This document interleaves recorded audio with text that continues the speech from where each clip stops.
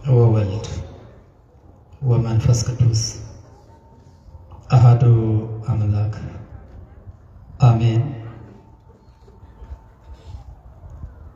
በአንድነቱ ጥንታዊ ሁለትነት በሶስትነቱ ርባኤ አራትነት ሳይቀላቀልበት በአንድነቱና በሶስትነቱ ሲሰለስና ሲቀደስ የሚኖር ቅዱስ ቅዱስ ቅዱስ ተብሎ በዓለመ መላእክት የሚመሰገን ቅዱስ እግዚአብሔር አምላካችን ስለማይነገረው ስጦታው ሁሉ ስም አጠራሩ በሁላችንም አንደበት የተመሰገነ ይሁንና ለእናንተም እንደሚገባችሁ አባቶቼ፣ ወንድሞቼ፣ መምህራን ወንጌል፣ አይንተ እግዚአብሔር ካህናት፣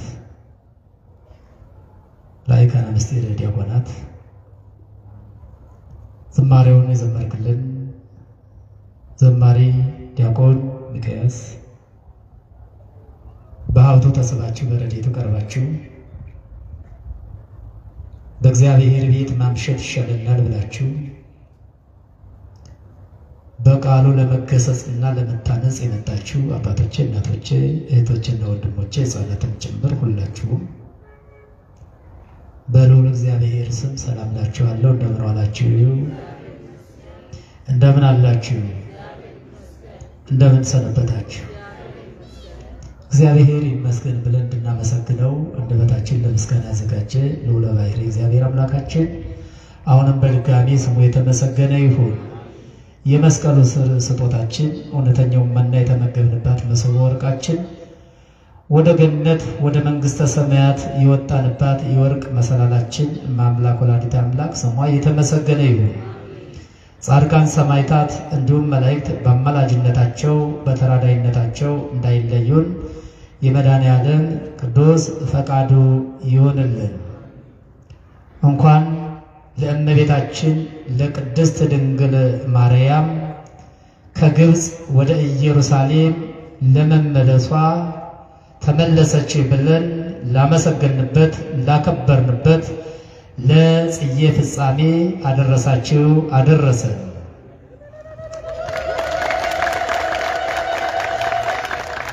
እንግዲህ እንደ እግዚአብሔር መልካም ፈቃድ እውነት ነው፣ ሁልጊዜ እንናገራለን። ብዙ ሰው አለ አሁን ከተጀመረ በኋላ መጣችሁ መጨረሻው ወንበር ላይ የተቀመጣችሁ ብዙ ሰዎች ትታዩኛላችሁ። ወደዚህ ቀረብ ቀረብ ብትሉ መልካም ነው። ለእናንተም ለኔ ለሁላችንም እጅግ ይጠቅማል። ምክንያቱም እናንተ በኋላ ሆናችሁ በኋላ መኪና ሲያልፍ ድምፅ ልትሰሙ ትችላላችሁ። በፊት ለፊታችሁ ደግሞ ወፍ ሲያልፍ አይናችሁ እርግብ ብሎ አይምሯችሁ ሊነጠቅና ሊመሰጥ ስለሚችል ወደዚህ ቀረብ ቀረብ ማለቱ በጣም መልካም ነው። ሁልጊዜ እኛም ልማድ ሆኖብን እናንተን እንጨቀጭቃችኋለን፣ እናንተም ልማድ ሆኖባችሁ በኋላ መቀመጣችሁን አትተውትም። ያው እንግዲህ እንዲያልን አለን። በተለይ እኛ ስንሆን ችግር የለውም ስለተለማመድን። ነገር ግን ሌሎች መምህራን እንግዶች ሲመጡ ስህተቱ የእናንተ ሳይሆን የእኛም ጭምር እንደሆነ እየተረዱ ነው የሚሄዱ። ምክንያቱም ተሰብሰቡ ብንላችሁ ብትሉ እናንተ እምቢ አይሉም ነው የሚሉ ብዙዎቹ። ለእኛ አስተያየት ስለሚሰጠን ነው ሁልጊዜ እናንተን የምንጨቀጭቃችሁ ማለት ነው። እንግዲህ እንደ እግዚአብሔር መልካም ፈቃድ ባለፈው ጉባኤያችን ያቆምንበትን የሚነግረኛል ያቆምንበትን የማቴዎስ ወንጌል ምዕራፍ ስንትን ነው ተርጉመን ያቆም? ምዕራፍ 8 ጨርሰናል። አልጨረስነው? ጨርሰናል። አልጨረስንም። ሁለት ኮሌክሽን ብንዶች ይሰሙኛል። ጨርሰነዋል። ጥሩ። ምናልባት የመጨረሻው ጊዜ ያልነበሩ ሰዎች ሊኖሩ ይችላሉ። እንግዲህ ወደ ኋላ ስንመለስ ዛሬ የማቴዎስ ወንጌል ምዕራፍ 9ን ክፍል 1 ነው የምንማረው። የማቴዎስ ወንጌል ምዕራፍ 9 38 ቁጥሮች 8 ይዘቶችን የያዘ ነው። እስኪ 38 ቁጥሮችን 8 ይዘቶችን በውስጡ የያዘ ነው ማለት ነው የማቴዎስ ወንጌል ምዕራፍ 9። ዛሬ የማቴዎስ ወንጌል ምዕራፍ 9 ከቁጥር 1 እስከ 17 ያለውን እንተረጉማለን ማለት ነው። ወደ ኋላ ለማያያዝ ያክል ባለፈው ተርጉመን የጨረስነው ሁለተኛውን የማቴዎስ ወንጌል ምዕራፍ 8ን የመጨረሻውን ትርጓሜ ሁለተኛውን ክፍል ነው። መጨረሻ ላይ ምን የሚል ታሪክ ነበረ መሰላችሁ?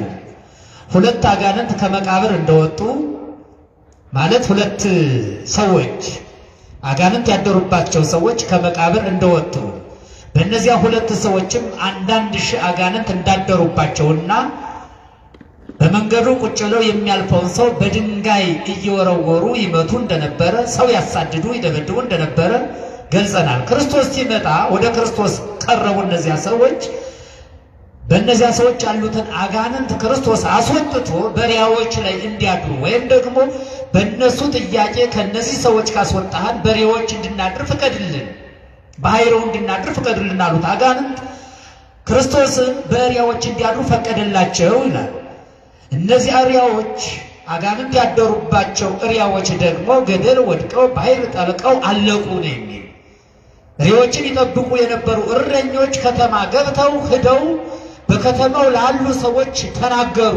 በከተማው በሀገሩ ሁሉ ያሉ ሰዎች ተሰብስበው ክርስቶስን ተቀበሉት ይላል።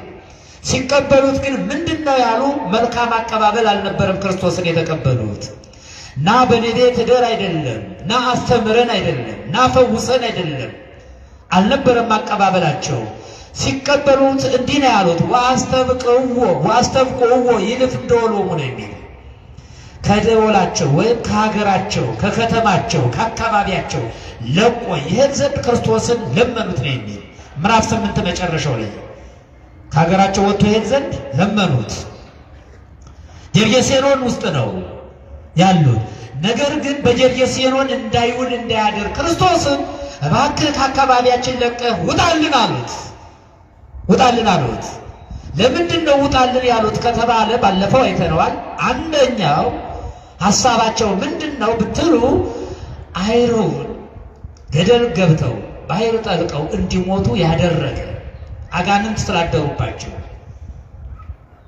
እንዲጠፉ ያደረገ እኛንማ እነሱን እባብ አእምሮ የላቸው፣ ግንዛቤ የላቸው። በእነሱ ላይ እንዲህ የፈረደ በእኛ ላይ ኃጢአታችን ተመራርሞ እንደምን ያጠፋን ይሆን ብሎ በኃጢአታቸው አማካኝነት ፈርተውት ነው ክርስቶስን ስለ ኃጢአታቸው እንዳያጠፋቸው፣ እንዳይገላቸው፣ እንዳይፈርድባቸው ፈርደው ገና ሳይፈርድባቸው እነሱ ከአካባቢያቸው ክርስቶስ ለቆ ወጥቶ እንዲሄድ ለመኑት ይላል። እንዲህ ብለን የጨረስነው። አሁን ክርስቶስ ወደ ኢየሩሳሌም ወደ ሀገሩ ለመመለስ የግድ ታንኳ ተሳፍሮ ባህሩን ተሻግሮ ወደ ሀገሩ መምጣት አለበት። እንዲህ ይላል የማቴዎስ ወንጌል ምዕራፍ 9 ቁጥር 1 ላይ ስትመለከቱ ከቁጥር 1 3 ይዘቶች አሉ። ዛሬ የምንተረጉመው ትርጓሜ ከቁጥር 1 እስከ ቁጥር 7 ድረስ ያለው ስለ አንድ በሽተኛ ወይም መጻጉዕ መፈወስና መዳን ያስነብበናል። ወይም ይዘቱ ይህን ይመስላል። ሁለተኛው ይዘት ደግሞ ከቁጥር 8 እስከ ቁጥር 13 ላይ ደግሞ የማቴዎስ መጠራት ማቴዎስን እንደጠራውና ጸሐፍት ፈሪሳውያን ክርስቶስ ለምን ከኃጥአን ጋር ይበላል ይጠጣል ብለው ጥያቄ እንደጠየቁ ያስነብበናል። ይዘቱ ይህንን ይመስላል። ሶስተኛው ደግሞ ከቁጥር 14 እስከ ቁጥር 17 ስለ ጾም የቀረበ ጥያቄ ነው። ስለ ጾም ይዘቱ ጾምን በተመለከተ ነው ማለት ነው። ከቁጥር 1 ላይ ስንጀምር እንዲህ ይላል ዋሪጎ ውስተ ሐመር አደወ ወበጽሐ ሀገሮ፣ ወደ መረቡ ወጥቶ በመረቡ ተሳፍሮ ባህሩን ተሻግሮ ወደ ሀገሩ ገባ ነው የሚል። ማን? መድኃኔዓለም ኢየሱስ ክርስቶስ። ከየት ተነስቶ? ከጌርጌሴኖን ተነስቶ መርከብ ተሳፍሮ ባህሩን ተሻግሮ ወደ ሀገሩ ተመለሰ፣ ወደ ሀገሩ ገባ ነው የሚል። ሀገሩ የተባለች ማን ናት ካላችሁ ቅፍርናሆም ናት። የገሊላ አውራጃ ክፍል የምትሆን በገሊላ አጠገብ የምትገኝ አንዲት አውራጃ ቅፍርናሆም የምትባል አንዲት አካባቢ አለች። ይህችን ለኢየሱስ ክርስቶስ ሀገሩ ይለዋል። እንደውም ናዝሬትን ትቶ ቅፍርናሆም ገባ ይላል። በቅፍርናሆም ኖረ ይለዋል። የማቴዎስ ወንጌል ምዕራፍ 4 ቁጥር 12 ላይ ስንመለከት ባለፈው አይተነዋል፣ ተርጉመነዋል። ናዝሬትን ትቶ ለምን ሂዶ ቅፍርናሆም እንደኖረና እንደተቀመጠ በማቴዎስ ወንጌል ምዕራፍ 4 ላይ በሰፊው ተብራርቷል። ስለዚህ ሀገሩ ይላታል። ለምንድነው ሀገሩ ያላት እችን ቦታ ወይም ቅፍርናሆምን ለኢየሱስ ክርስቶስ ሀገሩ ያላት ለምንድነው ካላችሁ በናዝሬት ኢየሱስ ክርስቶስ እያስተማረ ሳለ ትምህርቱን አልቀበለው ሲሉ በጠላትነት ሲነሱበት ወደ ቅፍርናሆም ሄደና ክርስቶስ እስከ 30 ዓመት ቆየ። በዚያ ብዙ ዘመን ቆይቷል። ብዙ ጊዜ ቆይቶባታል። ብዙ አስተምሮባታል። ብዙ ደዌያንን ፈውሶባታል። በዛች ቦታ ብዙ ሕሙማንን አድኖባታል። ሕሙማነ ሥጋን በታምራት ሕሙማነ ነፍስን በትምህርት አድኖባታል። ብዙ ሥራ ሰርቶባታል። ታዲያ ቅፍርናሆምን ለኢየሱስ ክርስቶስ ሀገሩ ይላታል ማለት ነው። አሁን በዚያ ቦታ ከተገኘ በኋላ ብዙ ሰዎች የክርስቶስን መምጣት ይጠባበቁ ነበር። ይሄ ቅፍርናሆም ጌርጌሴኖን እንዳይኖር እንዲመለስ ከጌርጌሴኖን እንዲወጣ ሰዎች ለምነውት እሱ በመርከብ ተሳፍሮ ወደ ቅፍርናሆም ከገባ በኋላ ቅፍርናሆም ብዙ ሰዎች ይጠባበቁት ነበር ክርስቶስን። ለምን? ድሮ ያውቁታል። እስከ 30 ዘመን በሚገባ ያውቁታል። የእጁን ታምራት ያውቃሉ። በተለይ በቅፍርናሆም የሰራው ገቢረ ታምራት ወመንክራት በታምረ ኢየሱስ በብዛት ተጽፎ ይገኛል። ከዚህ በኋላ ዋምፁ አብየሆ ድውየ ወመጻዋ እንዘ ይጸውርዎ በዓራት ክርስቶስ እስከሚመጣ ድረስ የታመመ ቤተሰባቸውን ይዘው ታቅፈው የክርስቶስን መምጣት የሚጠባበቁ ብዙ ሰዎች ነበሩና ክርስቶስ ወደ ቅፍርናሆም ወደ ሀገሩ መጥቶ ሲገባ እነዚህ ሰዎች በአልጋ ተሸክመው በእግሩ መሄድ የማይችለው አንድ በሽተኛ የታመመ ደዌ የጸናበትን ሰው ይዘው ወደ ኢየሱስ ክርስቶስ ቀረቡ። ይዘውለት መጡ። ወደ ኢየሱስ ክርስቶስ አቀረቡት ይላል ታሪክ። ወደ ማን አቀረቡት? ወደ ክርስቶስ አቀረቡት። ለምን? ክርስቶስ እንደሚፈውሰው ያውቃሉ፣ እንደሚያድነው ያውቃሉ። የክርስቶስን ማዳን ተረድተዋል። በቅፍርናሆም ያሉ ሰዎች ያውቃሉ፣ ተረድተዋል። የጌርጌሴኖን ሰዎች ክርስቶስ እንዳይውል እንዳያድር ከሀገራቸው እንዲወጣ ሲለምኑት፣ በቅፍርናሆም ያሉ ሰዎች ግን የክርስቶስን መምጣት ይጠባበቁ ነበር። ምክንያቱም ክርስቶስ ሲመጣ የታመሙት ይፈወሳሉ፣ አይነ ስውራን አይናቸው ይበራሉ፣ ሽባዎች ይተረተራሉ። ይህንን ሽባ የሆነ ሰው ይዘው ወደ ክርስቶስ ቀረቡ። በአልጋ ነው ይዘውት የመጡት። እንደውም ይህንን ሰው ሲገልጸው ቅዱስ ማርቆስ ወንጌላዊ በምዕራፍ 2 ቁጥር 3 ላይ እንዲህ ይለዋል። ይህንን ሰው በአልጋ ተሸክመው ይዘውት የመጡ 4 ሰዎች ናቸው ይላል። እውነት ነው። አልጋ ለመያዝ ለ4 ሰው ይመቻል። ለ4 ሰው ምቹ ስለሆነ 4 ሰዎች ተሸክመው ይዘውት እንደመጡ ይናገራል። ታዲያ ክርስቶስ በዚያ ቦታ ሲመጣ ብዙ ሰዎች ይጠባበቁት ነበርና ክርስቶስ ወደ ገባበት የገቡት ሰዎች በዝተው ያ በሽተኛ ወደ ክርስቶስ መቅረብ አልቻለም ነበር። አልቻለም። ክርስቶስ እንደመጣ ቅፍርናሆም እንደደረሰ ወደ ቤት ገባ። ብዙ ሰዎች ተሰበሰቡ። ክርስቶስን አጨናነቁት። ስላችሁ ተጨናነቀ አካባቢው በሰው ብዛት። ከቤት ሲገባ ብዙ ሰዎች በሩን ይዘው አንቀው የክርስቶስን ትምህርት እያዳመጡ ትምህርት ለመስማት የፈለጉትም ለመፈወስ የፈለጉትም የቃሉን ነገር ሰምተው ለመክሰስ የመጡትም በክርስቶስ ላይ ለመፍረድ የመጡትም ብዙ ሰዎች በዝተው ያ 4 ሰዎች በአልጋ ይዘውት የመጡት ሰው ወደ ክርስቶስ መቅረብ አልቻለም ነበር። ምን አደረጉ ይላል ማርቆስ። ወደ ክርስቶስ በሩ በሰዎች ተጨናንቆ ወደ ክርስቶስ ማቅረብ ቢሳናቸው ይላል ጣራውን አንስተው በጣራው ያን በሽተኛ ወደ ክርስቶስ አቀረቡት ይላል። አያችሁት? ጣራውን አነሱት። ለምንድን ነው ሰዎች ተምረው እስከሚወጡ ድረስ ክርስቶስን ለብቻው እስከሚያገኙ ድረስ ያልጠበቁ ለምንድን ነው ቢሉ፣ ምክንያቱም ታሟል፣ ይሞትብናል ብለው ፈሩ። ክርስቶስ ተሎ እንዲያድንላቸው ፈጠሩ። በእነሱ ዘንድ ኢመርጀንሲ ተሎ በፍጥነት ሊያሳክሙ ወይም እንዲፈወስላቸው ለማድረግ ነው። ጣራው አንስተው አሁን ጣራው ቆርቆሮ ይሁን ሳር ቤት ይሁን አልታወቀም። እዚህ ላይ ማቴዎስም አልተናገረም።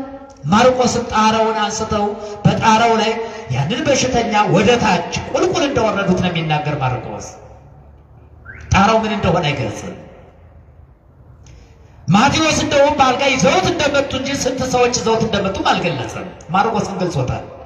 ነገር ግን ጣራው ምን እንደሆነ ደግሞ ሉቃስ ገልጾታል። የሉቃስ ወንጌል ምዕራፍ 5 ቁጥር 18 ላይ ወደ ሰገነቱም ይዘውት ወጡ 4 ሰዎች ያን ያመጡትን ሽባ ሰው ወይም በሽተኛውን መጻጉዕን ይዘውት ወጡ ይላል። ጡቡንም አነሱት። ጡቡን አንስተው በጣራው ላይ ያንን ሰው ወደ ታች አወረዱት ይላል። ወደ ታች አወረዱት። ያወረዱትም እስከነ አልጋው ነው። እስከነ አልጋው አልጋውን በገመድ አስረው ኢየሱስ ክርስቶስ ወዳለበት ወደ ታች አወረዱት ይላል። አወረዱት። ወደ ክርስቶስ ዘውት ቀረቡ። ወሬው ሃይማኖቶሙ ይቤሎ ለውቱ መጻጉዕ ተአመን ወልዴ። ጌታችን መድኃኒታችን ኢየሱስ ክርስቶስ ሃይማኖታቸውን ተመለከተ። እምነታቸውን አየ። አመጣጣቸው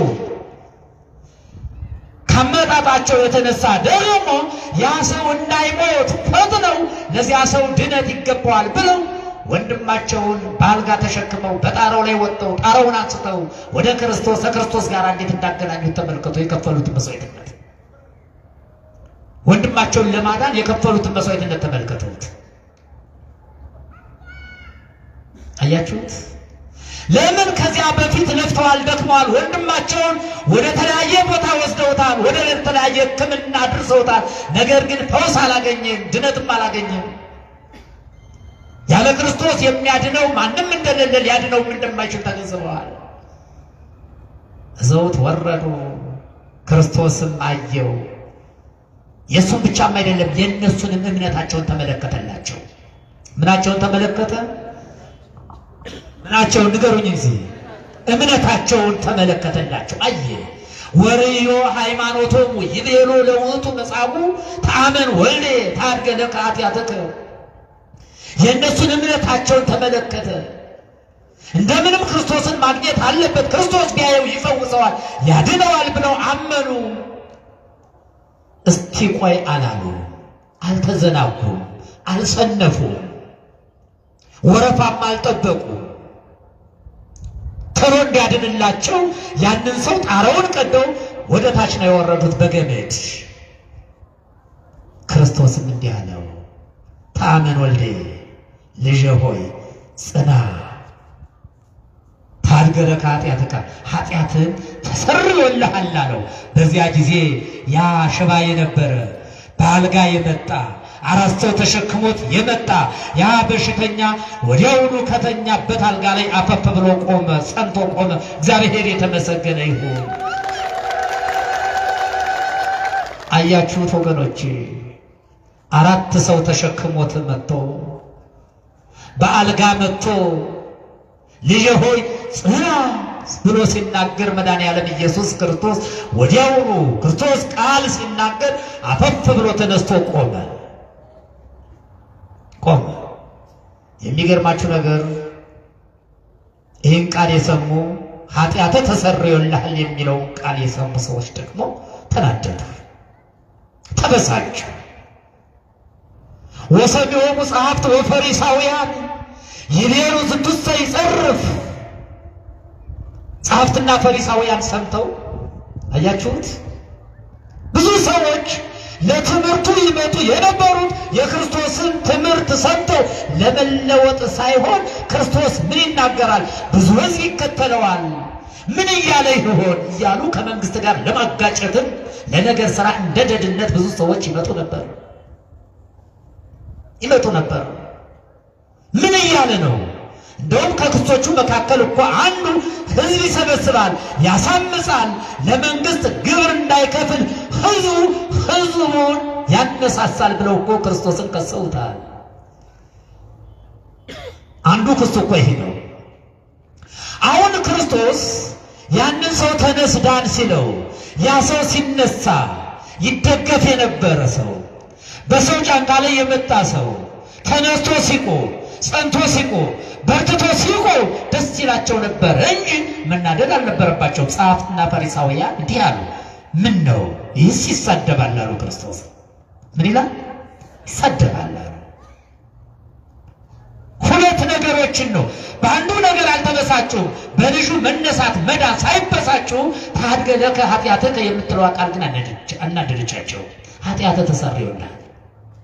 ለምን ይሳደባል እንዴ? ራሱን እንዴት ከእግዚአብሔር ጋር ያስተካክላል? እሱ ማን ነው? እግዚአብሔር ነው እንዴ? እንዴት ኃጢአት ተሰርዮልሃል ይላል? በዚህ ነው የተናደዱት እነሱ። ኃጢአትን የሚያስተሰርይ ማን ነው? እግዚአብሔር ነው። ተመልከቱ፣ ኃጢአቱ ተሰርዮልሃል ድነሃል ሲለው ተበሳጩ። የሚገርማችሁ ነገር ያበሳጫቸው ይሄ ነው። ያበሳጫቸው ይሄ ነው። ዋይምሮ እግዚእ ኢየሱስ ህሊናሆሙ ወይቤሎሙ ለምንት ትሄልዩ እኩየ በአልባቢክሙ። በቃላቸው አልተናገሩ፣ ብስጩትን በአንደበታቸው አልገለጹትም። በዚያ ሰዓት አልገለጹትም። ክርስቶስ ግን በልባቸው ያሰቡትን ጉርምርምታቸውን አወቀባቸውና እንዲህ አላቸው፣ በልባችሁ ለምን ክፉ ነገር ታስባላችሁ አላቸው። ለምን ታስባላችሁ?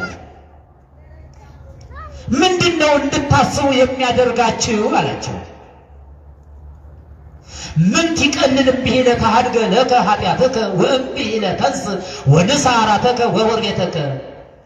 እንዴ ምንድነው ኃጢአትህ ተሰርዮልሃል ከማለትና አልጋህን ተሸክመ ሂድ ከማለት የትኛው ይቀላል አላቸው። የትኛው ይቀላል? ምክንያቱም አልጋህን ተሸክመ ሂድ ድነሃል ሲለው አልተበሳጩም። ኃጢአትህ ተሰርየልህ ሲለው ግን ተበሳጩ፣ ተናደዱ።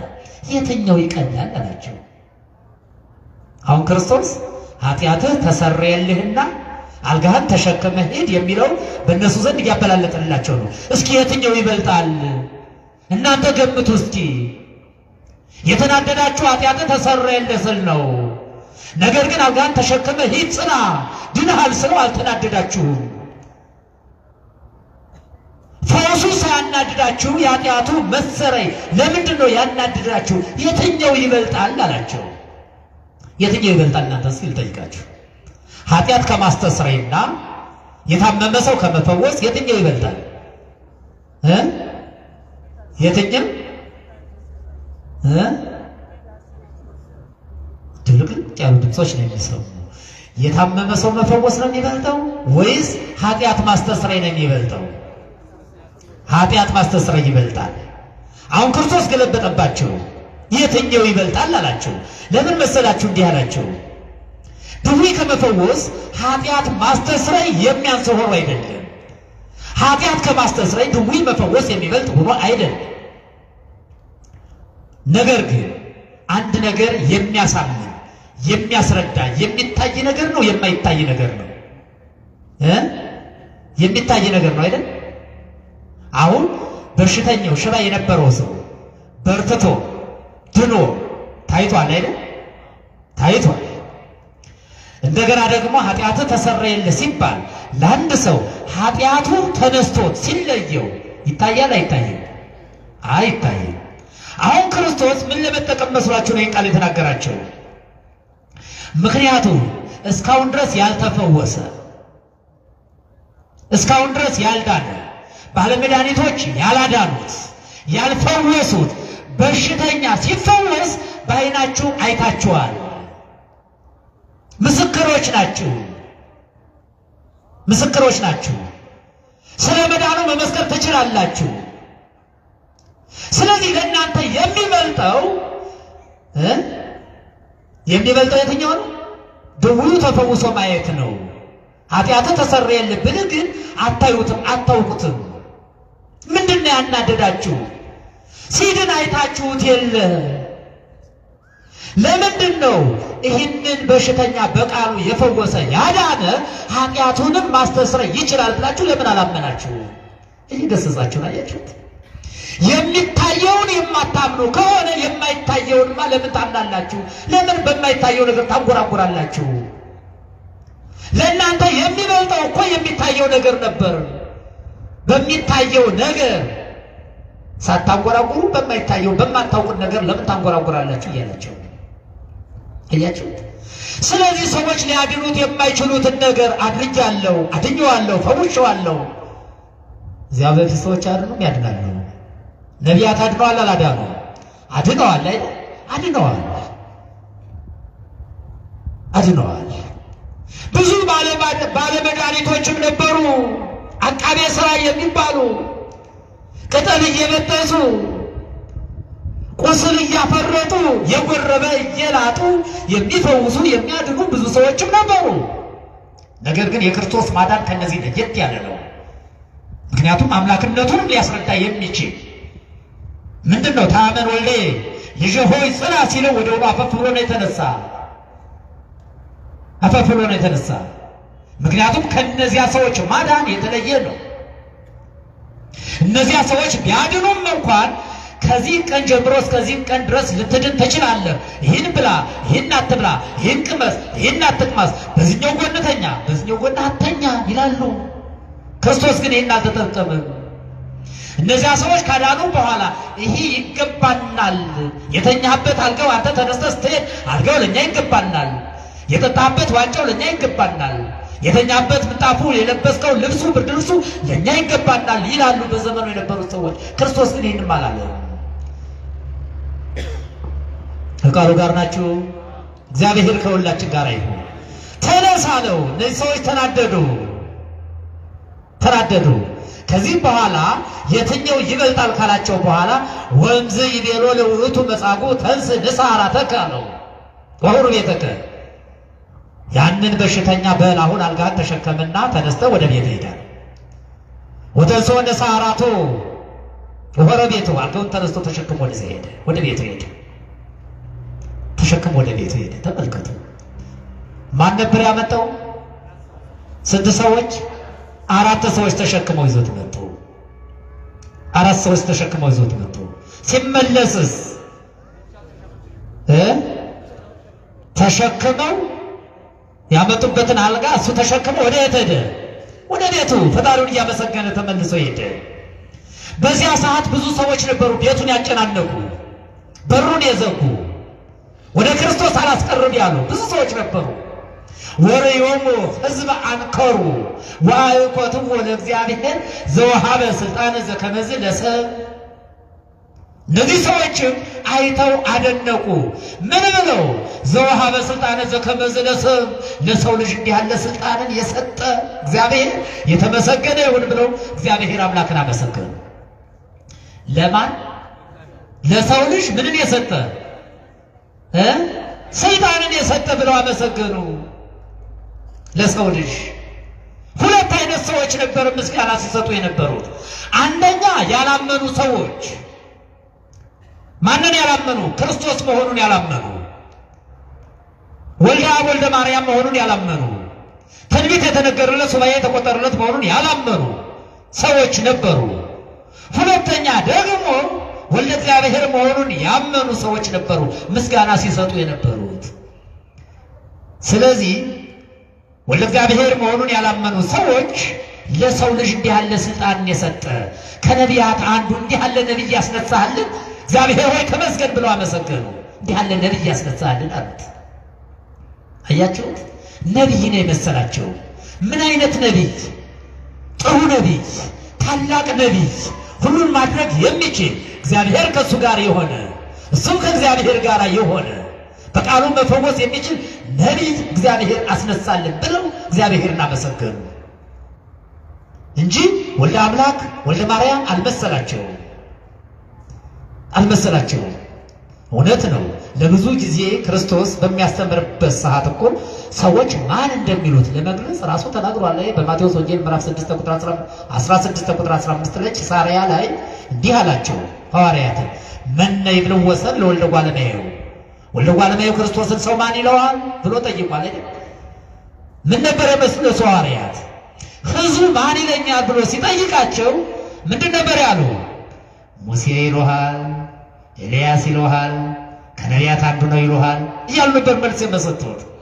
እነዚህ ሰዎች ክርስቶስን ያዩት እንደ አንድ ነቢይ ነው፣ እውነተኛ ነቢይን የተመለከቱት። ስለዚህ ይህን ነቢይ ያስነሳልን ገቢረ ተአምራት ወመንክራት ማድረግ የሚችል በቃሉ መፈወስ የሚችል ማዳን የሚችል ነቢይ እግዚአብሔር አስነሳልን ብለው እግዚአብሔርን ያመሰገኑት ነበሩ። ሁለተኞቹ ደግሞ እንዲህ አሉ። ወልደ አምላክ መሆኑን ወልደ ማርያም መሆኑን የተረዱ እንዲህ ብለው አመሰገኑ። ለራሱ ድነት የሚሻ ሥጋ ከባሕሪ ልጅ ጋር አዋህደህ የሰው ልጅ የምታድን እግዚአብሔር ሆይ ስምህ የተመሰገነ ይሁን። እነዚህ ደግሞ ትንቢት የተነገረለት ሱባኤ የተቆጠረለት መድኃኔዓለም ኢየሱስ ክርስቶስ መሆኑን የተረዱ መንፈስ ቅዱስ የገለጸላቸው አንደበታቸውን ከፍቶ ያናገራቸው ሰዎች ናቸው።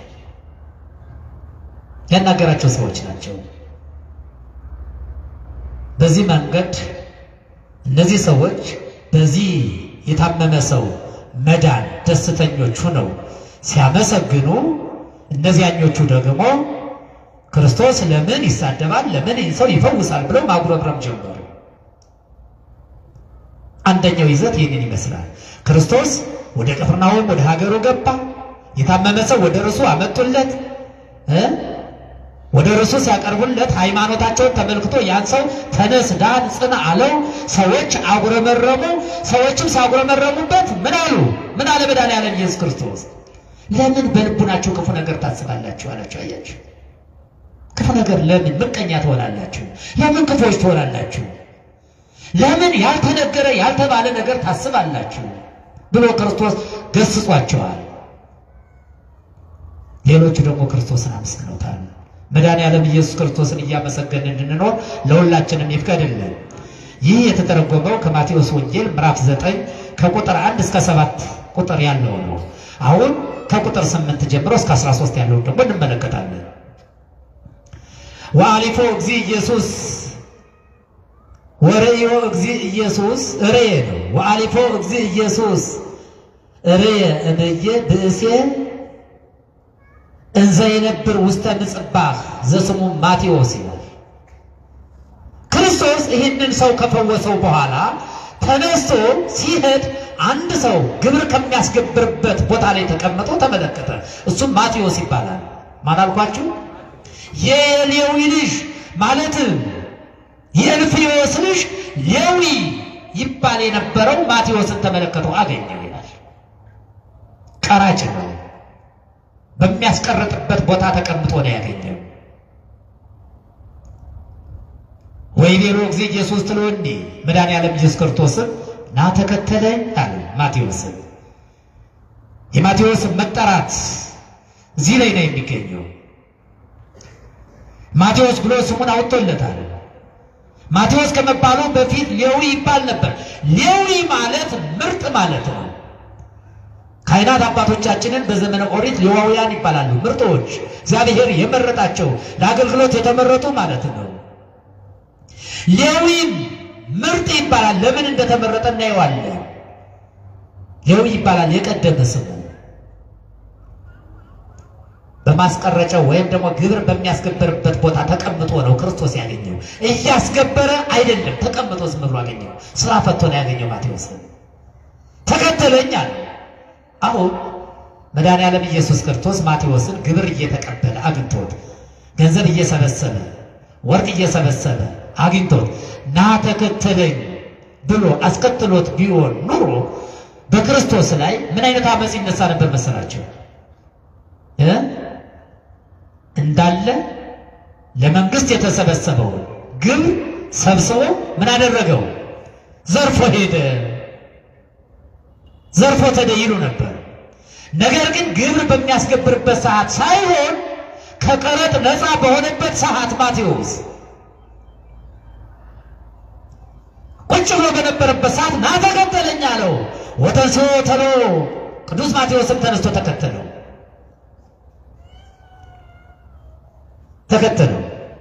የሚገርማችሁ ነገር ቅዱስ ማቴዎስን በኢየሩሳሌም የነበሩ እስራኤላውያን ወይም አይሁድ አጥብቀው ይጠሉት ነበር። ሌዊን ይጠሉታል። ለምንድን ነው የሚጠሉት? ማቴዎስ ግብር የሚሰበስበው ለኢየሩሳሌም አልነበረም። አይሁድ ይጠቀሙበት ዘንድ አልነበረም። ሀገሪቱ ታድግበት ዘንድ አልነበረም። ግብር ይሰበስብ የነበረው ለኢየሩሳሌም ሳይሆን ለሌላ ሀገር ነው። ለሮም ነው የሚሰበስበው። ምክንያቱም ያ ጊዜ ኢየሩሳሌም በሮም ነገስታት ቅኝ ግዛት ተይዛ ስለነበረ በኢየሩሳሌም የሚሰበሰበው ግብር ሁሉ ተሰብስቦ ወደ ሮም ነበር የሚሄደው። አያችሁት? በብዙ መንገድ ይጠሉታል። ብዙ ጊዜ ቀራጮች ይጠላሉ። ቀራጮችን ኃጥአን ይላቸዋል መጽሐፍ። ኃጥአን መጸባን ይላቸዋል። ኃጢአተኞች ይላቸዋል። ለምን ኃጢአተኞች እንደሚላቸው እንመለከት። በሁለት መንገድ ነው። አንደኛው ግብር ይሰበስብ የነበረው ለኢየሩሳሌም ሳይሆን ለሮም ስለነበረ ታማኝነቱ ለሀገሩ ሳይሆን ለሰው ሀገር ስለነበረ በዚህ ምክንያት አጥብቀው ይጠሉታል ማቴዎስን። ታማኝነቱ ለሀገሩ አልነበረም። ምክንያቱም የሮም ሰዎች ማቴዎስን ያስቀመጡበት ምክንያት አላቸው። ለኛ ታማኝ ማን ነው? ለሀገሩ የሚቆረቆር ለሀገሩ ሟች ቢሆን ኖሮ ማቴዎስን አይቀጥሩትም። ምክንያቱም የተነገረው ትንቢት ደረሰ፣ የተቆጠረው ሱባኤ ደርሷል፣ ሁሉም አልቋል፣ ኢየሩሳሌም ራሷን ተቻለ የሚሉ የሚንቀሳቀሱ ብዙ ሰዎች ነበሩ። ነገር ግን ይህ ማቴዎስ የተባለው ወይም ሌዊ የሚባለው ሰው ከነዚህ ሰዎች ልዩ ነው። በጥቅም ተላልፎ ለሮማውያን የተሰጠ ነው። በጥቅም የተያዘ ሰው ነው። ስለዚህ አንተ ለእኛ ታማኝ ሁን፣ ግብር ሰብስብ፣ ለአንተም የሚመችን ወይም ደግሞ ለአንተ የሚጠቅምን ነገር እናደርግላለን ተብሎ የተያዘ ሰው ነው ሌዊ ማቴዎስ ከመባሉ በፊት። ስለዚህ ታማኝነቱ ለሀገሩ ሳይሆን ለማን ነው? ለሮም። የሮም ነገስታት ነበር ያሽከረክሩት የነበረ። በዚህ ምክንያት የኢየሩሳሌም ሰዎች ይጠሉታል፣ ሌዋውያን ይጠሉታል፣ አይሁድ ይጠሉታል ማቴዎስን። ሁለተኛ ደግሞ ማቴዎስን ኃጢአተኛ ያስባለው ምንድነው ብትሉ ግብር የሚሰበስቡ ሰዎች ምክንያቱም ከተፈቀደላቸው በላይ ይሰበስባል፣ ያከማቻል። ማቴዎስ ይህን ያደርግ ነበር። ቀረጥ ሲሰበስቡ ከተወሰነው በላይ እናስዝሃለን፣ ይህ ጥፋት ተገኝቶብሃል እያሉ መሰብሰብ ስለጀመሩ ምክንያቱም ህዝቡን ያስለቅሱ ስለነበር በዚያ ሰዓት የነበሩ ቀራጮች ኃጢአት እንደ ኃጢአተኛ ይቆጠሩ ነበር። ኃጢአተኞች ናቸው። ለምን? ገንዘብ ይሰበስባሉ፣ የሰው ገንዘብ ይበላሉ፣ የድሃ ገንዘብ ይቀማሉ፣ ያስለቅሳሉ፣ ከመጠን በላይ ግብር ያስከፍላሉ። ክራይ ሰብሳቢዎች ናቸው እንዳሁኑ አጠራር እያሉ ኃጢአተኞች ናቸው። በወጉ በስርዓቱ በአግባቡ ቢቀርጽ ኑሮ ኃጢአተኛ አይባልም አያስብለውም ነበር አይደል? ነገር ግን ኃጢአተኛ ያስባላቸው በዘመኑ ኃጥአን መጸባንን ምንድነው ብትሉ ከመጠን በላይ ግብር ይሰበስቡ ስለነበር፣ ድሃ ያሳዝኑ ያስለቅሱ ስለነበር ነው። ለኛ ይህን ካላደረክልን እንዲህ አድርገን እናሳስራለን እያሉ ድሃዎችን ያስለቅሷቸው፣ ነጋዴዎችን ያማርሯቸው ስለነበር ኃጢአተኞች ናቸው ብለው ይጠሏቸዋል። በዚህ ምክንያት የሚጠላ ሰው ነበር ማቴዎስ ወይም ሌዊ። ስለዚህ ሌዊ ምርጥነቱ ለሀገሩ ሳይሆን ለሮም ነገስታት ነበር። በዚህ ምክንያት ይጠሉታል። አሁን ማቴዎስ እና ተከተለኝ አለው መድኃኒዓለም ኢየሱስ ክርስቶስ። እና ተከተለኝ አለው። ለካ ማቴዎስ ሰው አጥቶ ቀን እስኪወጣ ድረስ ነው እዚያ ውስጥ የገባው። እና ይህ ያንተ ስራ አይደለም፣ ና እኔን ተከተል ሲለው ቅዱስ ማቴዎስ አላቅማማም፣ አላመነታም። ብድግ ብሎ መድኃኒዓለም ኢየሱስ ክርስቶስን የተከተለው። ተከተለውና ቅዱስ ማቴዎስ ክርስቶስን አንድ ነገር ጠየቀው። ተከተለኝ ካለክ ና ወደ ቤቴ እንሂድ አለ። ወደ የት እንሂድ? ወደ ቤት እንሂድ። ዘኬዎስ ክርስቶስን ወደ ቤቱ ይዞ ሄዶ ቤቱን እንዳስባረከ ማቴዎስ መድኃኒዓለም ኢየሱስ ክርስቶስን ና ወደ ቤቴ እንሂድና ተከተለኝ አለው። ና ተከተለኝ፣ መጀመሪያ ወደ ቤቴ ግባ፣ ከዚያ በኋላ እከተልሃለሁ። ለጊዜው በእግር እከተላለሁ፣ ኋላ በግብር እመስልሃለሁ አለ ቅዱስ ማቴዎስ። ነገር ግን ቅዱስ ማቴዎስ ክርስቶስን ወደ ቤቱ የወሰደው ቤቱን ለማስባረክ አልነበረም። እሱን ተከትዬ አብሬው የምኖር ከሆነ መጀመሪያ አዱኛዬን እንዴት ያለው ነዋሪ እንደሆንኩ፣ የተከበረ ቤተሰብ ቤት እንዳለ፣ ጥሩ ኗሪ ጥሩ አዳሪ እንደሆንኩ ይመልከት። ይህን ካየ ጥሩ አድርጎ አክብሮ ያኖረኛል፣ ስልጣንም ይሰጠኛል ብሎ ነው ቅዱስ ማቴዎስ ክርስቶስን ወደ ቤቱ ይዞት የሄደው። አያችሁት? ለውዳሴ ከንቱ ነው ክርስቶስን ይዞት የሄደው። አክብሮ ቢያኖረኝ ነገር ቤቴን አይቶ ክብሬን አውቆ በክብር እንዲያኖረኝ ብሎ ነው ክርስቶስን ይዞት የሄደው። ክብር ለማግኘት ሲሉ ብዙ ሰዎች ብዙ ነገር ያደርጋሉ አይደል? አንዳንድ ሰዎች እኮ ወደ ትልቅ ሰው ወደ ባለስልጣን ሊቀርቡ ሲሉ ካላቸው የራሳቸውን ከሌለ ተውሰው የሚቀር ለብሰው የመኪና ቁልፍ ይዘው የሚሄዱ ሰዎች በተለይ በፍቅረኛሞች ይጸናል። የመኪና ቁልፍ ይዘው ወደ ፍቅረኛ መሄድ፣ ቤት የሌላቸውን አለኝ ማለት፣ ፎቅ የሌላቸውን እየገነባው ነው ማለት፣ ሲተዋወቁ አስመጭና ላኪ ነኝ ማለት በወንዶች ይጸናል። ለምን እንዲወደዱ፣ ለምን እንዲከበሩ። ስንት ሴቶች በመኪና ቁልፍ ተጣለዋል መሰላችሁ? በመኪና ቁልፍ እያንዘላዘለ ያሳያታል። በቃ ይማ ባለሀብት ነው ብላ ልትበላ ገብታ ተበልታ የወጣች ስንት ሴት አለች መሰላችሁ? ልብሷን ጥላ አብዳ የተመለሰች።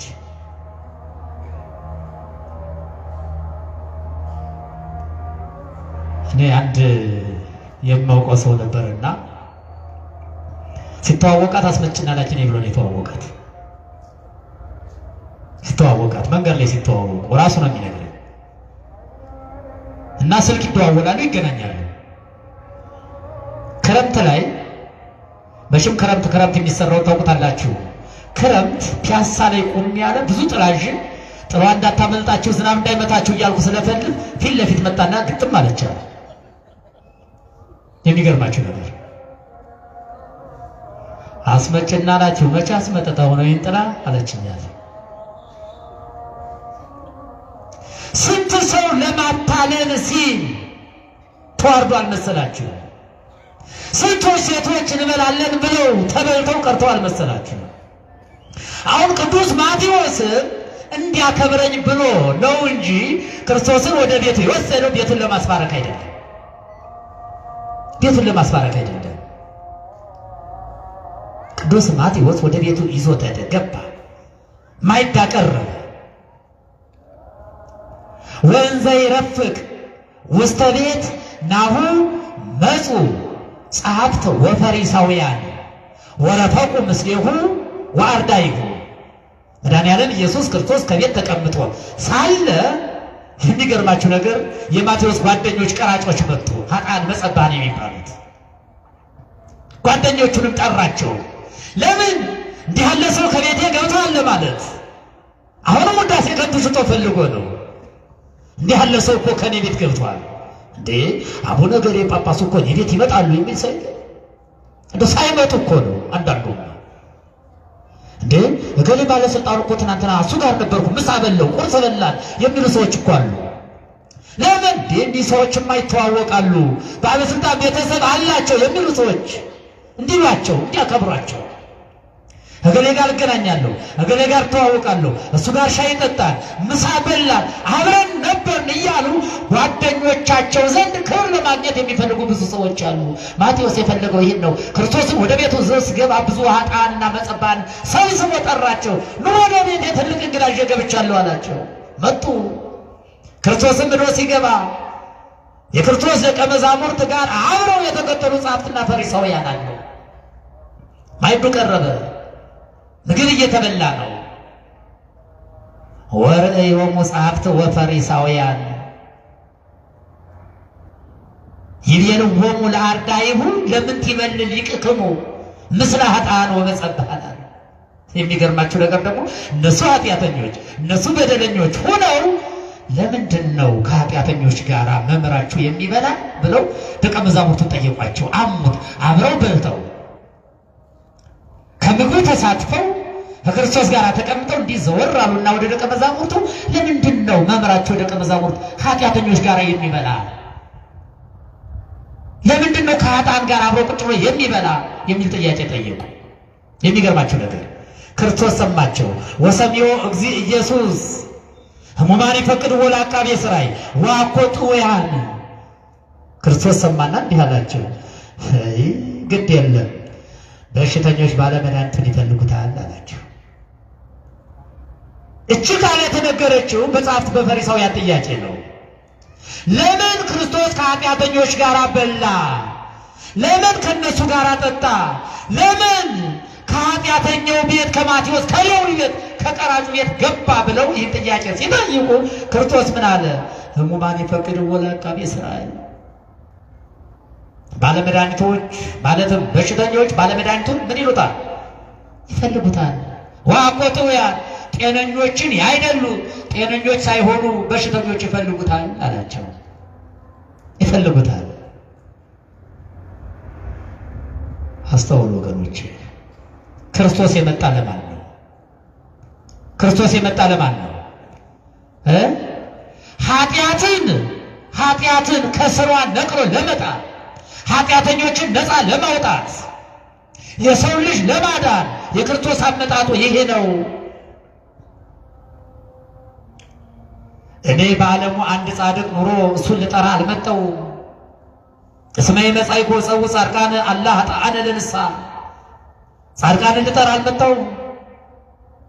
ኃጢአተኞችን በንስሐ ልጠራቸው ነው እንጂ የመጣሁት። ስለዚህ ለምን እንዲህ ትላላችሁ? እናንተ ጻድቃንን የምትሉ እናንተ ባትፈልጉኝ አላቸው። ኃጥአንን የሚሉ ሰዎች ይፈልጉኛል። እናንተ ጻድቃንን ብላችኋል። የለም ኃጥአን አሉ፣ እነሱ ይፈልጉኛል። ጻድቃን ናቸው የሚባሉ እና አብርሃም እና ይስሐቅ እና ያዕቆብ ልጠራ አልመጣሁም። እነሱ ብቻ አይደለም የምጠራው፣ ኃጥአንን የሚሉ አሕዛብን ጭምር ልጠራ ነው እንጂ የመጣው አለ መድኃኒዓለም ኢየሱስ ክርስቶስ። እነሱንም ልጠራ ነው የመጣው። ስለዚህ እናንተ ባትፈልጉኝ ባለመድኃኒቱን እነሱ ይፈልጉታል አላቸው። ኃጢአተኞች ይፈልጉኛል። ከሞት ወደ ሕይወት ለመሸጋገር ይፈልጉኛል። ከሲኦል ወደ ገነት ለመሸጋገር ይፈልጉኛል። ከገሃነም ወደ መንግሥተ ሰማያት ለመሸጋገር ይፈልጉኛል። በሥጋቸውም በነፍሳቸውም የታመሙ ሰዎች ይፈልጉኛል። ኃጢአተኞች ነን ብለው አምነው ተአምሮ አጣው የያዙ ሰዎች እኔን ይፈልጉኛል። እናንተ ባትፈልጉኝ እንኳን አላቸው መድኃኒዓለም ኢየሱስ ክርስቶስ። ይፈልጉኛል። ስለዚህ እነሱን ልጠራ ነው የመጣው። እናንተ ባትፈልጉኝም እነሱን ልጠራቸዋለሁ አለ። ይህ ጥያቄ የተጠየቀው፣ ይህ ትምህርት የተሰጠው ከሌዊ ቤት ወይም ከቅዱስ ማቴዎስ ቤት ነው። አያችሁት?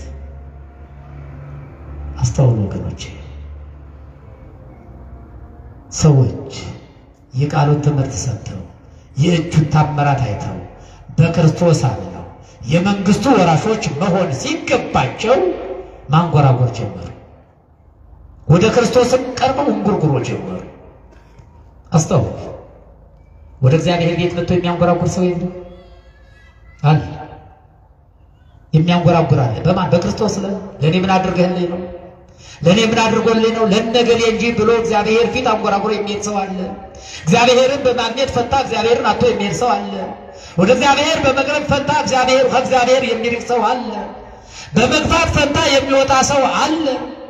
በማግኘት ማጣ አጥቶት የሚሄድ ሰው አለ። ወገኖች፣ ሰውን እንኳን ከእግዚአብሔር ፊት ቀርቦ እንዴት መጥፎ ነገር ክፉ ነገር ያስባል? እንዴት ክፉ ነገር ይናገራል? ኃጢአተኞችን ክርስቶስ ሊያድናቸው ስለፈለገ ለምን ከነዚህ ኃጢአተኞች ጋር ለምን ይውላል? ለምን ክርስቶስ ይባላል? ወገኖች እስኪ አስተውሉ። ክርስቶስ ኃጢአተኞችን ይፈልጋቸዋል። ሰው ነው ባየው የሚፈርድ። ወገኖች አስተውሉ። እስከነ ኃጢአታችን ቢሆን እንምጣ። ክርስቶስ ይፈልገናል። እስከነ ኃጢአታችን እንምጣ። እስከነ ኃጢአታችን መራቅ ነው ክፋቱ እንጂ እስከነ ኃጢአታችን መንጣት ክፋት የለውም። አንድ ቀን በሰማነው ትምህርት ውስጣችን ተለውጦ ለንስሐ እንበቃለን። ብዙ ሰዎች እኮ ወደ ክርስቶስ ትምህርት እንዳጋጣሚ መጥተው እዚህ ተነጥቀው ተመስጠው የቀሩ እኮ ብዙዎች ናቸው። ከዕለታት አንድ ቀን ትምህርት ሰምተው ቃሉን ሰምተው በቃሉ ታንጸው ተገስጸው ዕለት ንስሐ ገብተው መንግሥተ ሰማያት የገቡ እኮ ብዙዎች ናቸው። ወገኖች እኛ ኃጢአተኞች ናችሁ የምንላቸው ሰዎች ለንስሐ በቅተዋል። እኛ እነሱን እያማን ንስሐ ያልገባን እኮ ብዙዎች አለን መስለን የምንለው። እዩዋት እንግዲህ የምንላት እኮ ንስሐ ገብታለች። ትናንትና ገሌ ጋር እንዲህ ያለ ስራ ትሰራ ነበር ስንላት የነበረችዋ ቆንጆ እኮ ንስሐ ገብታ ዛሬ ለመንግሥተ ሰማያት በቅታለች። በቅታለች እኮ ወገኖች፣ እናስተውል። ከቃሉ ጋር ናችሁ። እግዚአብሔር ከሁላችን ጋር ይሁን። ሁላችንም ከማንጎራጎር ያውጣ። ማን ይጠብቀን? እግዚአብሔር ከማንጎራጎር ይጠብቀን። ስለዚህ በማቴዎስ ቤት እነዚህ ሰዎች ክርስቶስን አሙት አንጎራጎሩበት። ለምን ኃጢአተኛ ጋር ተቀመጠ? ለምን ኃጢአተኛ ጋር በላ? ምን አገባቸው? ምን አገባቸው? ወገኖቼ ክርስቶስ ለጻድቃን ብቻ አይደለም የሞተው። ክርስቶስ ለወዳጆቹ ብቻ አይደለም የሞተው። ክርስቶስ የሞተው ለሁሉም ነው፣ ለዓለሙ ነው። ደሙን ያፈሰሰው ለዓለም ነው፣ ለሁሉም፣ ለሕዝቡ፣ ለአሕዛቡ፣ ለአረማዊው፣ ለሁሉም ነው። አምኖ መዳን፣ በስሙ ማመን፣ የመንግስቱ ወራሽ መሆን የሱ ነፃ ፈቃድ የማን? የባለቤቱ የአማን ነፃ ፈቃድ። ይህን ነበር ክርስቶስ ለእነዚህ ነበር መልስ የሰጠው። ሁለተኛው ይዘት ይሄ ነው። ማቴዎስን ጠራው፣ ተከተለኝ አለው። ማቴዎስም ተከተለው፣ ወደ ቤቱ ይዞት ሄደ። ማዕድ አቀረበ። ማዕድ እንዳቀረበ በተለይ በሉቃስ በማርቆስ ወንጌል በሰፊው ተመዝግቦ ይገኛል። እዚህ ላይ ሊገልጸው ይችላል። ነገር ግን ክርስቶስ ከቤት ገብቶ ሲቀመጥ ጸሐፍት ፈሪሳውያን መጥተው አብረው እንደተቀመጡ ይገልጻል። ተቀመጡ። ከዚህ በኋላ ደቀ መዛሙርቱ ዘወር ብለው ለምን መምህራቸው ከኃጥአን ከመጸባን ጋር ይበላል ብለው ሲናገሩ ክርስቶስ በሽተኞች ባለመድኃኒቱን ይፈልጉታል፣ ያበጠውን አፍርጦ የጎረበውን ልጦ ከበሽታቸው ያድናቸው፣ ከሕመማቸው ይፈውሳቸው፣ ከመከራቸው ይገለግላቸው ዘንድ በሽተኞች ባለመድኃኒቱን ይፈልጉታል አለና መድኃኔዓለም ኢየሱስ ክርስቶስ አሳፈራቸው።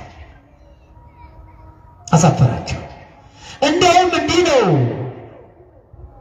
እንዲህ ነው ምሕረትን እወዳለሁ፣ ሁሩ ወአእምሩ፣ ሂዱና እወቁ፣ ምን ትዑቱ ዘይቤ ምጽዋተ አበድርም መስዋዕት። ከመስዋዕት ይልቅ ምጽዋትን እወዳለሁ ያለው ምን እንደሆነ ሂዱና እወቁ ነው ያላቸው። ከመስዋዕት ይልቅ ምጽዋትን እወዳለሁ የሚለው ምን እንደሆነ ሂዱና እወቁ። እናንተ በኃጢአተኞች እየፈረዳችሁባቸው ነው። እኔ ይቅር እያልኳቸው እናንተ ፍርድ እያስቀመጣችሁ ነው። ነገር ግን ከመስዋዕት ይልቅ ምን እወዳለሁ ብሏል? መስዋዕትን እወዳለሁ ማለትም ከመስዋዕት ይልቅ ምሕረትን እወዳለሁ ወይም ምጽዋትን እወዳለሁ አላቸው። አሁን ምንን አበለጠው? ከመስዋዕቱ ይልቅ ምጽዋቱን ከፍ አደረገው መድኃኔዓለም ኢየሱስ ክርስቶስ። ለምን መሰላችሁ? ከመስዋዕትና ከምጽዋት የትኛው ይበልጣል? መስዋዕት ወይስ ምጽዋት? ተናገሩ እንጂ። ምጽዋት? መስዋዕት። ከምጽዋት ይልቅ መስዋዕት ይበልጣል። መስዋዕት ለማን የሚቀርብ ነው? ለእግዚአብሔር። ምጽዋት ስለማን የሚሰጥ ነው? ለነዳያን። ክርስቶስ ግን የትኛውን አበለጠው መሰላችሁ? ከመስዋዕት ይልቅ ምጽዋትን እወዳለሁ፣ ምሕረትን እወዳለሁ አለ፣ ርኅራኄን እወዳለሁ አለ። እውነት ነው። የመስዋዕት መንገዱ በምጽዋት በኩል ነው። ምጽዋት ማለት ቸርነትን ማድረግ፣ ለሰው መስጠት፣ የተራበ ማብላት፣ የተጠማ ማጠጣት፣ የታረዘ ማልበስ ነው፣ ለሰዎች መራራት። ስለዚህ እነዚህ ነገሮች ሳናደርግ ደግሞ መስዋዕት ይዘን ወደ እግዚአብሔር ቤት ብንገባ መስዋዕታችን ተቀባይነት አለው የለውም? በማቴዎስ ወንጌል ባለፈው ተነጋግረንበታል። በምዕራፍ 5 ቁጥር 23 ላይ እንዲህ የሚል ቃል አለ። ወሶበቸ ተዘከርከ ከመ ቦኅዑ ከዘጣ ይሰከር ወም ከመቼ ታበው መባከ ውስተ ምሥዋዕ ወበኢየተዘከርከ ከመ ወእሁከ ዘተአየሰከ አንተ መስዋዕት ወደ እግዚአብሔር ቤት በምታስገባበት ጊዜ በምታቀርብበት ጊዜ የተጣላ ወንድምህ እንዳለ ብታስብ ይላል ህድግየ መባከ ቅድመ ምሥዋዕ የያዝከውን መስዋዕት ከደጀ ሰላሙ አስቀምጠው እንዳታስገባው ወደ ቤተ መቅደስ። ሁር ቅድመ ተኳንን ምስለ እሁከ ከደጀ ሰላሙ አስቀምጠህ ያዝከው መስዋዕት መጀመሪያ ቀድመ ከወንድም ጋር ታረቅ።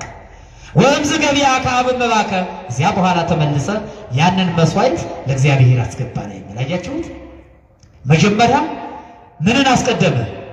እርቅ፣ ርኅራኄ፣ ፍቅር። ምክንያቱም ያለ ፍቅር የሚቀርብ መስዋዕት በእግዚአብሔር ዘንድ ተቀባይነት የለውማ። በቂምና በበቀል የሚቀርብ መስዋዕት በእግዚአብሔር ዘንድ ተወዳጅ አይደለማ።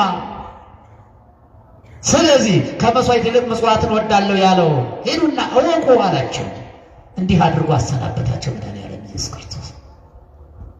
ይህን ይመስላል ሁለተኛው ክፍል ንዑስ ክፍል። ወደ ሶስተኛው እንሄድ። አሁን ከቁጥር 8 እስከ ቁጥር 13 ያለውን ተርጉመናል ማለት ነው። ከቁጥር 14 እስከ ቁጥር 17 ያለውን ተረጉመናል። የመጨረሻው ክፍል ወይም ንዑስ ክፍል ይዘት እንዲህ ይላል። ወእምዝ መጽኡ አርዳኢሁ ለዮሐንስ በእፎ አርዳኢሁ በእፎ ኢይጸውሙ አርዳኢከ ንነሰ ወፈሪሳውያን ይጸውሙ ብዙኃ። ዮሐንስ ደቀ መዛሙርት ወደ ኢየሱስ ክርስቶስ ቀርበው አንድ ጥያቄ ጠየቁት። ክርስቶስን ስለ ጾም የቀረበ ጥያቄ ነው። ስለምን የቀረበው? ስለ ጾም። አሁን በደንብ አድምጡ። ጾም ሲነሳ አስቸጋሪ ነው አይደል? ይሄ ተቋርጠረው ሆድም ዱርነዲው ጾም ሲነሳ ስለ ጾም አድምጡ። ብዙ ሰዎች የሚሳናከሉበት፣ ብዙ ሰዎች የሚወርቁበት፣ ከእግዚአብሔር የሚርቁበት አንቀጽ ነው። ክርስቶስ ግን ሙሉ መልስ የሰጠው እዚህ ላይ ነው። ጾም አያስፈልግም ለሚሉ ሰዎች፣ ጾም ምን ይሰራል ለሚሉ ሰዎች፣ መብላት መጠጣት ያስኮንናል አሁን እያሉ ራሳቸውን የሚያሰንፉ ሰዎች፣ ለእነዚህ ሰዎች ይህ ታላቅ መልስ ነው።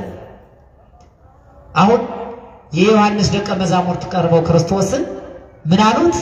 ለምንድን ነው ደቀ መዛሙርት የማይጾሙት? ክስ ነው ይህ ራሱ ክስ ይዘው ቀረቡ።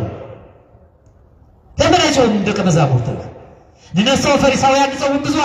እኛና ፈሪሳውያን እኮ ብዙ ጾማለን። ደግሞ ጾማለን ብቻ አይደለም ብዙ ጾማለን ያለ። የሚገርማችሁ ነገር ብዙ ጾማለን እኮ አሉ። ምን አይነት ጾም ነበራቸው መሰላችሁ? አንደኛ እሁድን ይጾሙ ነበር። ጾመ እሁድ የሚባል ጾም ነበራቸው። ሁለተኛ ጾመ ሰሉስ የሚባል ማክሰኞ ቀን የሚጾሙ ጾም ነበራቸው። ሶስተኛ ጾመ ሐሙስ የሚባል ሐሙስ የሚጾሙ ጾም ነበራቸው። ጾመ እሁድ፣ ጾመ ሰሉስ፣ ጾመ ሐሙስን ይጾሙ ነበር።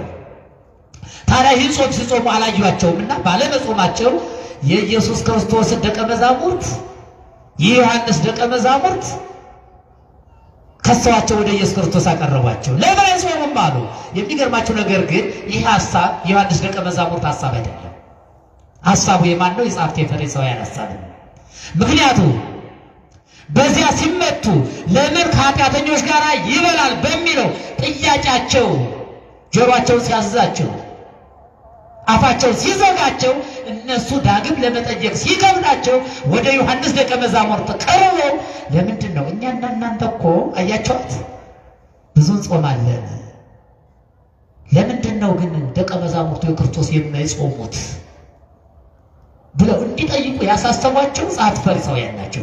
ምክንያቱም መልሱ የጥያቄው መነሻው ራሱ ጸሐፍት ፈሪሳውያን እንዳሉበት ምስጢሩ ይገልጻል። ለምን ነው የማይጾሙት አሉት። የሚገርማችሁ ነገር ግን ክርስቶስ የሰጣቸውን መልስ ተመልከቱ። በምሳሌ ነው የገለጸላቸው። በምሳሌ ወይቤሎሙ እግዚእ ኢየሱስ እጅክሉ ደቂቁ ለመራዊ አምጣናሃሎ መራዊ ምስሌሆሙ። የሙሽራው ሚዜዎች ከሙሽራው ጋር ሳለ አይጾሙም አላቸው። የሙሽራው ምኖች ሚዜዎች እድምተኞች አለ።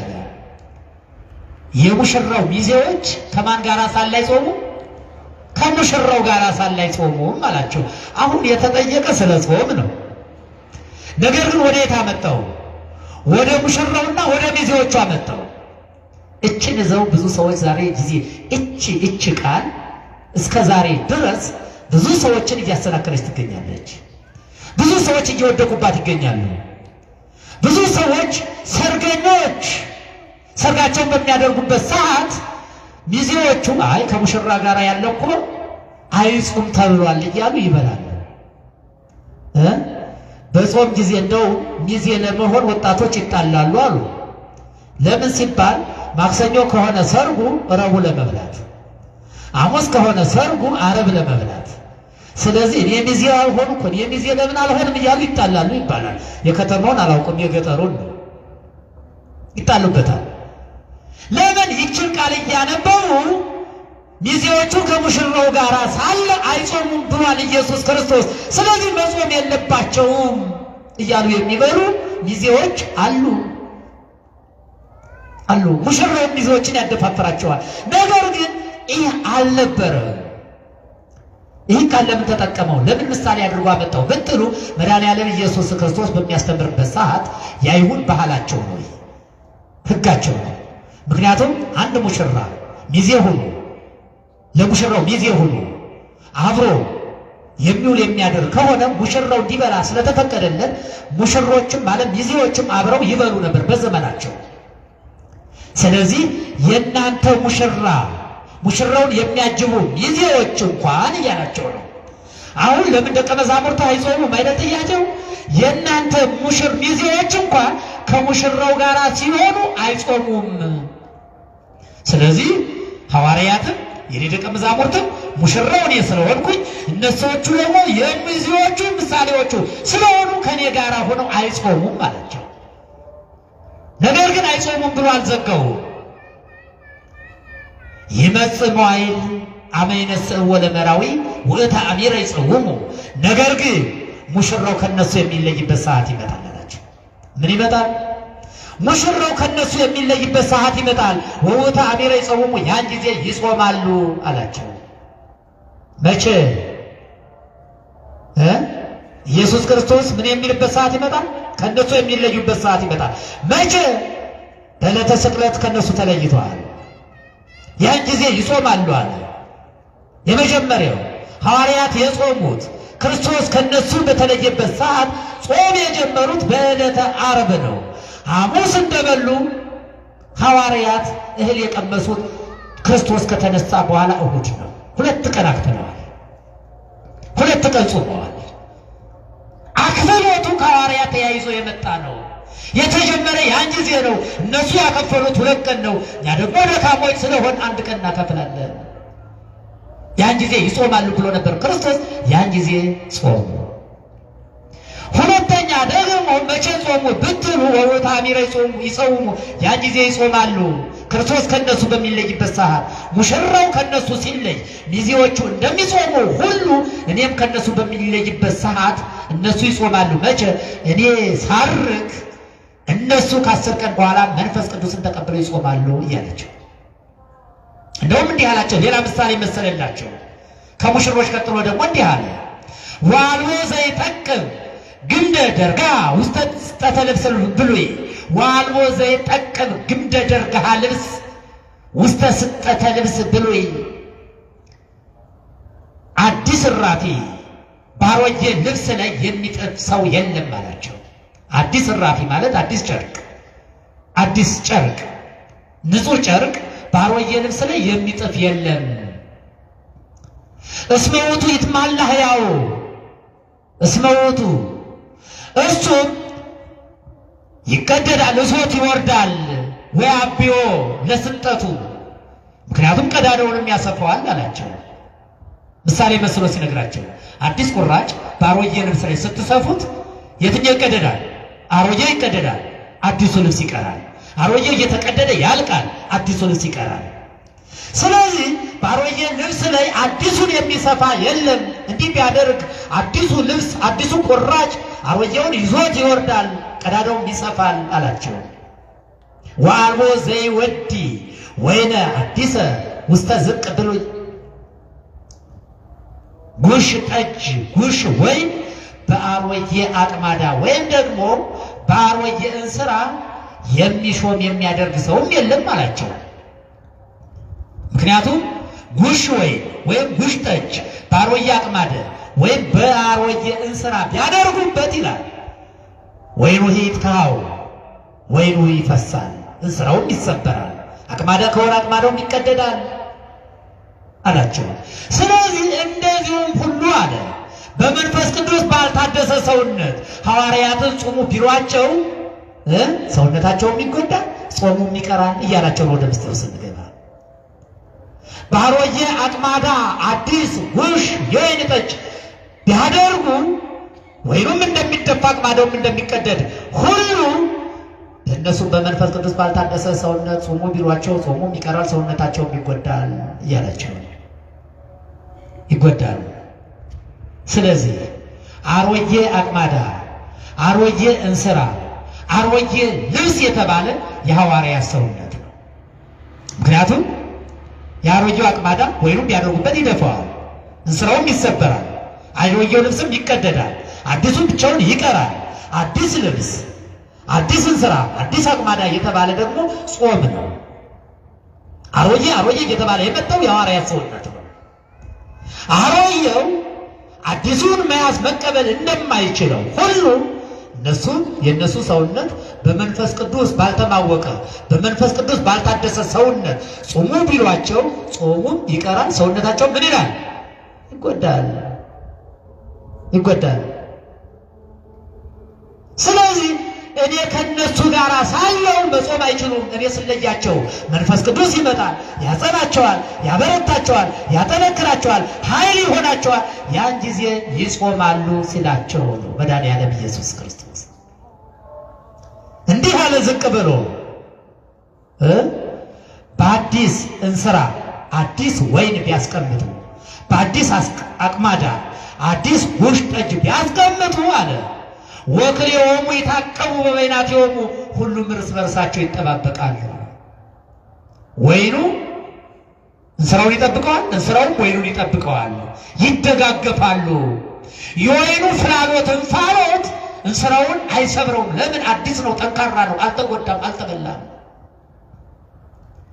እንስራው ደግሞ ስላልተበላ የሚፍለቀለቀውን የሚፈለው የሚተከተከውን ወይም አፍኖ የመያዝ አቅም አለው። ስለዚህ ሁለቱ ይጠባበቃሉ። ሐዋርያትም እንደዚሁ በመንፈስ ቅዱስ በታደሰ ሰውነት ኃይል ባገኘ ጽን ባለው ሰውነት ሕጉን ይጠብቁት፣ ሕጉም እነሱን ይጠብቃቸዋል፣ ጾሙም እነሱን ይጠቅማቸዋል። ጾሙም እነሱን ማለትም ጾሙም እነሱም ጾሙን ይጾሙታል ማለት ነው። ስለዚህ ወገኖች የመንፈስ ቅዱስ ማደሪያ ያልሆነ ሰው ሕግ እግዚአብሔርን መጠበቅ አይችልም ማለት ባቸው። የመንፈስ ቅዱስ ማደሪያ ያልሆነ ሰው ሕግ እግዚአብሔርን መጠበቅ ይችላል? አይችልም? አይችልም። የመንፈስ ቅዱስ ማደሪያ የሆነ ሰው ግን ሕጉን ይጠብቃል። ሕጉም ደግሞ ማንን ይጠብቀዋል? ሰውየውን ይጠብቀዋል። አያችሁ፣ ሕጉን የሚጠብቀው ሕጉ ራሱ እንዲጠብቀን እኮ ነው። ሕጉ ራሱ ይጠብቀናል። እኛ ሕጉን እንጠብቀዋለን። ሕጉ ከሁለት ነገር ነው የሚጠብቀን ወገኖቼ። ለምን መሰላችሁ? አንደኛ ሕጉ ምን አትበል ነው የሚል፣ አትስረቅ፣ አትዘሙት፣ የሰው ገንዘብ በወንድም ላይ በሐሰት አትመስክር፣ የሰው ገንዘብ አትመኝ ነው የሚል አይደል? ስለዚህ ወደዚያ ላለመሄድ ሕጉ ራሱ እኛን ይጠብቀናል። እኛ ያን ስንጠብቀው ራሱ ይጠብቀናል። ለምን? ወደ ኃጢአት እንዳንሄድ ይጠብቀናል። አንደኛ በምድር ይጠብቀናል። በምድር የጠበቀን ሕግ እንደገና በሰማይ ይጠብቀናል። ከምን? ከገሃነመ እሳት ይጠብቀናል፣ ከሲኦል ይጠብቀናል፣ ከእግዚአብሔር ላለመለየት ሕጉ ይጠብቀናል። ሕጉ የማን ቃል ስለሆነ? እግዚአብሔር ቃል ስለሆነ ሕጉን አክብረን ከብረን ሕጉን ጠብቀን ተጠብቀን እንድንኖር የአምላካችን የመድኃኒዓለም ኢየሱስ ክርስቶስ መልካም ፈቃዱ ይሆንልን። የመጀመሪያው ክፍለ ጊዜ ትምህርታችን ይህንን ይመስላል። አሁን የተረጎምነው ከማቴዎስ ወንጌል ምዕራፍ 9 ከቁጥር 1 እስከ ቁጥር 17 ያለውን 6 ይዘቶች ወይም 8 ይዘቶች አሉት። በ8 ንዑስ ክፍላት የተከፋፈለ ነው። 3ቱን ነው ዛሬ የተረጎምነው፣ 4 ይቀሩናል። 38 ቁጥሮች አሉት። ወደ ትርጓሜው ከመምጣታችን በፊት ሁላችሁም አንባችሁት ብትመጡ ለመረዳት ብዙ ጊዜ አይወስድብንም። ስለዚህ የዛሬው ትርጓሜያችን ከብዙ በጥቂቱ ከረዥሙ ባጭሩ ይህንን ይመስላል። እግዚአብሔር አምላካችን የተማርነውን ትምህርት እንድንጠቀምበት ለሁላችን ቢፈቅድልን። በዚህ ውስጥ ብዙ ጥያቄዎች ሊኖሩ ይችላሉ። ከሰዓት አንጻር የዘለልኳቸው ያለፍኳቸው ለእናንተ ብቻ ይሆናሉ ብዬ ያስኳቸውን እንጂ ይህ ትርጓሜ የሁለት ቀን ትርጉም ነው። በጉባኤ ቤት አንድ ቀን የሚያልቅ አይደለም። ብዙ ትርጓሜዎችን አልፌ ነው ለእናንተ ብቻ የሚመጥኑትን የሚሆኑትን የተረጎምኳቸውና ስለዚህ እያነበባቸው ብትመጡ እጅግ መልካም ነው። በሳምንቱ ደግሞ ፈለገ ምስጢር የኔታ ለዓለም አስማማው በሚያስተምሩበት ሰዓት ጥያቄ አውጣችሁ ለመጠየቅ ጥያቄውን ጠይቃችሁ መምህሩ መልስ ሰጡ ለመረዳት እጅግ ብቁዎች እንድትሆኑ ሊያደርጋችሁ ይችላል ብዬ ስለማስብ ነው። ለዛሬው በዚህ ይበቃናል። ያስተማረን የመከረን የገሰጸን የድንግል ማርያም ልጅ መድኃኔዓለም ኢየሱስ ክርስቶስ ስሙ የተመሰገነ ይሁን። ወስብሐት ለእግዚአብሔር አሜን። ይቆየን። ቃለ ሕይወት ያሰማልን።